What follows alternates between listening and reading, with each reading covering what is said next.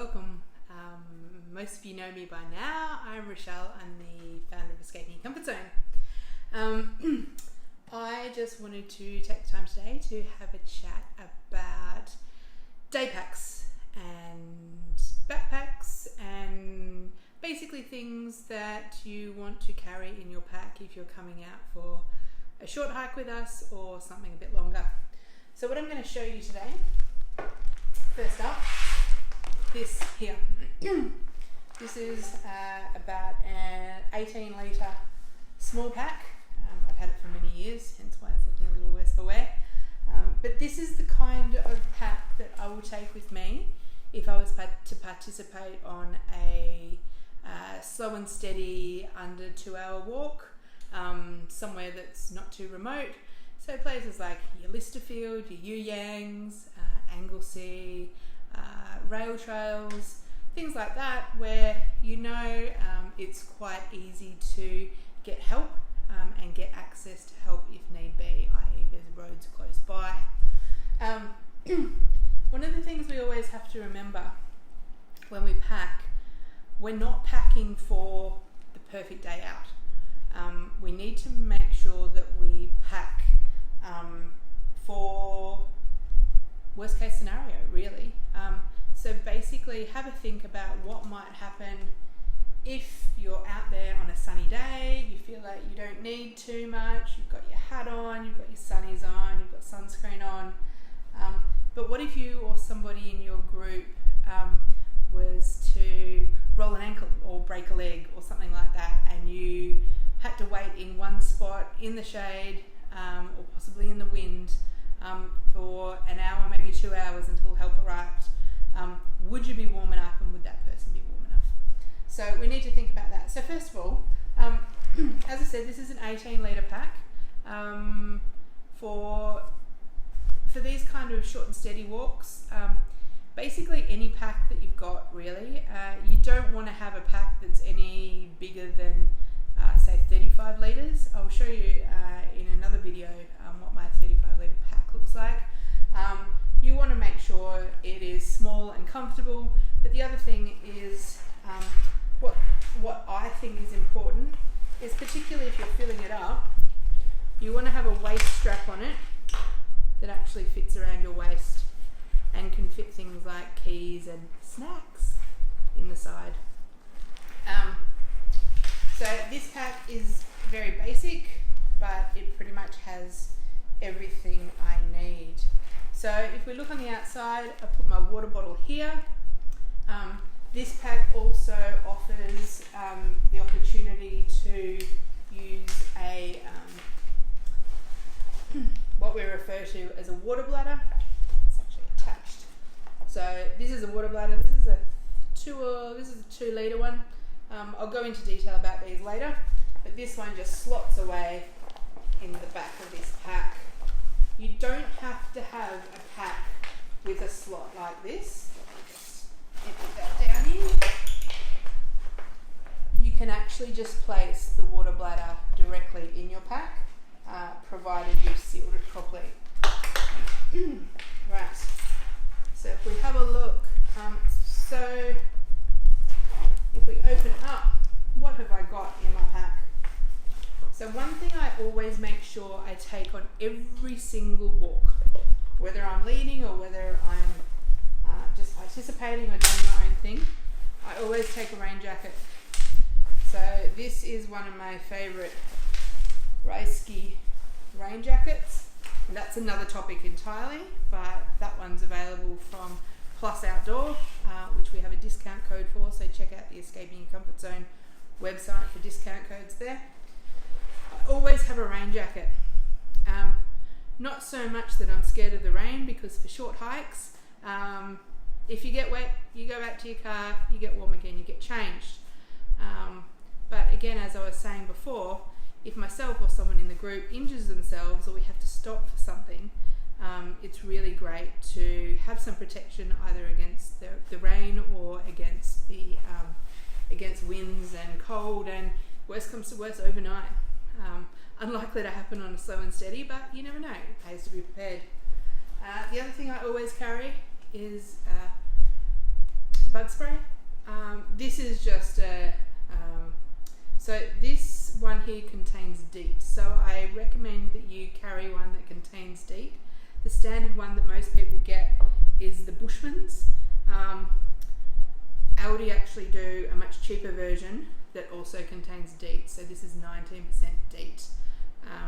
Just be careful that it doesn't rub off on any plastics, and don't lick your hand if you've just put it on, because it's really disgusting.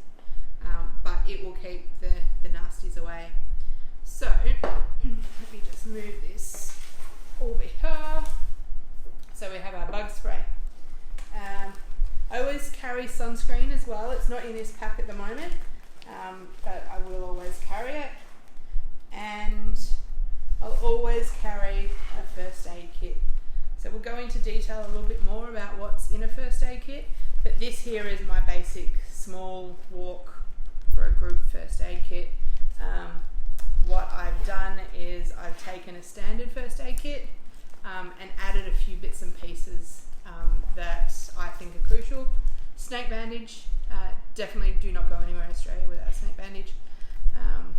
This is the 10 metre one. I highly recommend getting the 10 metre one because you need to, if you get bitten on a lower limb, you need at a minimum one of these, if not two. So encourage your walking buddies to also carry snake bandages. The other things I've added to this pack is antihistamines, as well as painkillers like Panadol and Nurofen. The other key thing that I always have in one of my packs is what's called a survival bag. So when we go through first aid kits a little bit later on, I will pull one of these out and I'll show you. But for the sake of, this one was $5.99, you can wrap yourself in it and you are very well protected from the elements. So basically, that's what is in my pack. The only thing I haven't told you, and what's not in this pack, which remarkably for me, it's unlike me to have leftover snacks of some description in a pack, but I have cleaned this one out recently. But snacks, so I've got a friend who likes an emergency Snickers. She's a big fan of those. A packet of Starburst, a packet of jelly beans, maybe a bar or two, like a muesli bar. All those kind of things are great to have just in an emergency snack. Another thing that I did neglect to mention is one thing I always have in my pack is my emergency contact and medical information form. So again, that's available on our website. Just print it out and write your details there. I've thrown a pen in there as well as bonus $10 note. Never know when I might need $10. And that always sits in either the top pocket or in this case, in this pack, the front pocket of my pack. So I'll slot that back in there. The purpose of that is, say for instance, something happens to you on the trail. You have a reaction to a bite or some kind of other emergency. The quickest way to get in contact with your emergency contact person is just on a written bit of paper. So all bushwalking clubs around Victoria have a standard one that they use, and if you were to come alongside another bushwalker who is in an emergency situation, you can also find their contact details usually in the front or the top of their pack. The other thing I highly recommend that you put into that same section is any medication that might be required in case of emergency. So we're talking about things like asthma pumps, Ventolin, and if you've got Ventolin and you are susceptible to asthma attacks, I highly suggest that you write instructions for what somebody was to do for you if you were to have If you have any allergies, you might be allergic to bee stings, so on and so forth. Always carry whatever you need to treat yourself with that. Ultimately, on all of our hikes, your health is your responsibility. So it's worth having a real think about that before you head out. And if there's anything, I mean, it may be that the last bee sting you had was 40 years ago when you were 5 years old, and you had an anaphylactic shock. But since then you haven't had one, and sometimes you take your EpiPen, sometimes you don't. Have a think carefully about taking it on these hikes. And also let your leader know if there's anything that they need to be aware of. If you're suffering from vertigo, or you might have some fainting spells or things like that, let the leader know so that they're not in the dark if anything happens. Same for if you have diabetes. Be prepared and be, take the initiative to speak to your leader about what to expect if the unexpected happens. So let me wrap up that pack now. That's just the day pack, and that is just for short walks.